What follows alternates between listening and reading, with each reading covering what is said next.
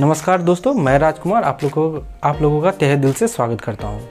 मैंने पिछले क्लास में आप लोगों को प्राचीन भारत में भाषा के विकास को समझाया कि किस तरह से हमारा प्यारा देश भारत का नाम भारत कैसे पड़ा, उसको हम हिंदुस्तान कैसे कहने लगे और इंडिया कैसे बन गया।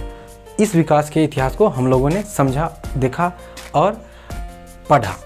अब आइए देखते हैं भौगोलिक दृष्टिकोण से भारत का जो भाषाई विकास हुआ है उसमें भौगोलिक दृष्टिकोण का क्या रोल रहा है।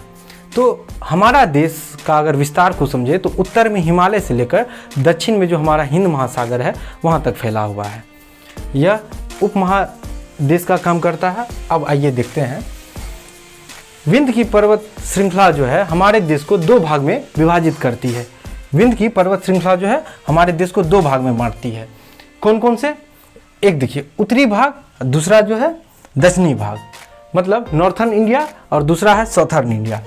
है क्या, उत्तरी भारत वासी जितने भी हैं वे लोग इंडो यूरोपीय परिवार की भाषाएं बोलने वाले लोग हैं। मतलब विंध्य पर्वत के उत्तरी भाग में इंडो यूरोपीय परिवार की भाषाएं बोलने वाले लोगों की बहुलता है। जस्ट विंध्य पर्वत श्रृंखला के दक्षिण में, मतलब दक्षिण भारत की तरफ अगर हम देखें तो द्रविड़ परिवार लोगों की बहुलता है, जो कि द्रविड़ परिवार की भाषाएं बोलने वाले लोगों की यहाँ पे बहुलता है। तो यहाँ पर हम देखते हैं भौगोलिक दृष्टिकोण से कैसे कैसे भाषाई विकास का प्रचलन प्रारंभ हुआ। नेक्स्ट है हमारा पहला ही जो टॉपिक था प्राचीन भारतीय इतिहास। इसमें जनसंख्या का निर्माण कैसे कैसे हुआ। तो जनसंख्या में जो है भारत की प्रमुख नस्लें प्राचीन काल से क्या क्या रही है उसको आप सबसे पहले देखें और समझें।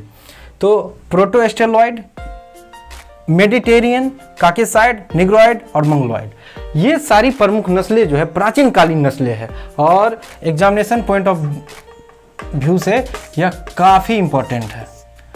इन नस्लों में से आपको क्वेश्चन सीधा पूछेगा कि निम्न में से कौन सी नस्ल भारत की प्राचीन कालीन नस्ल रही है, तो उसमें से आपको कोई भी ऑप्शन दे सकता है। तो इन पांचों को आप आत्मसात कर ले। कौन कौन? प्रोटो ऑस्ट्रेलॉइड, मेडिटेरेनियन, काकेसाइड और निग्रोइड और मंगलोइड, ये पांच प्रमुख नस्लें हैं। और भी नस्लें हैं लेकिन ये पांच प्रमुख नस्लें हैं, इनको आप मेमोराइज कर ले। नेक्स्ट है भारतीय इतिहास के अध्ययन की सुविधा के लिए हम लोग भारतीय इतिहास को तीन भाग में बांटते हैं। कौन कौन सी? हाँ, ध्यान रहे, अध्ययन की सुविधा से, अध्ययन की सुविधा के आधार पर हम लोग भारतीय इतिहास को तीन भाग में बांटते हैं। प्राचीन भारत का इतिहास, मध्यकालीन भारत का इतिहास, आधुनिक भारत का इतिहास। एक सबसे इंपॉर्टेंट और बहुत ही VVI examination point of view से देखिए, एग्जाम फैक्ट्स मैंने लिख दिया यहाँ पे। क्रिस्टोफ सेलियरस ये प्रथम व्यक्ति थे, जर्मन इतिहासकार रहे हैं। 1638 से 1707 इनका काल रहा है। क्रिस्टोफ सेलियरस ये सबसे पहले इतिहास को तीन भागों में विभाजित करने का काम किया। तो ये क्वेश्चन पूछता है कि इतिहास को सबसे पहले किसने तीन भागों में विभाजित करने का काम किया, तो वे पहले आदमी हैं क्रिस्टोफ सेलियरस। ये जर्मन के इतिहासकार रहे हैं जो कि सबसे पहले भारत के इतिहास नहीं, इतिहास को तीन भागों में बांटने का काम किए हैं। आप लोग इस समराइज रूप को आप लोग स्क्रीनशॉट ले सकते हैं।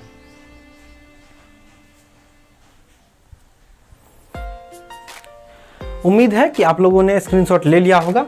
देखिए, हमारा पहला टॉपिक खत्म होता है यहाँ पे, प्राचीन भारत का इतिहास। नेक्स्ट टॉपिक जो है हम लोग का प्राचीन भारत के इतिहास में सोर्सेज। अब देखिए, यहाँ से हम सोर्स का ड्राफ्टिंग वे में एक एक पॉइंट को समझेंगे और उसका अध्ययन अध्यापन करेंगे और ट्रिक के माध्यम से उसको आत्मसात भी करेंगे। धन्यवाद। आप लोग नेक्स्ट क्लास में सोर्स को बहुत ही बेहतरीन तरीके से देखेंगे। इस वीडियो को आप लोग शेयर करना, सब्सक्राइब करना, लाइक करना नहीं भूलेंगे। धन्यवाद।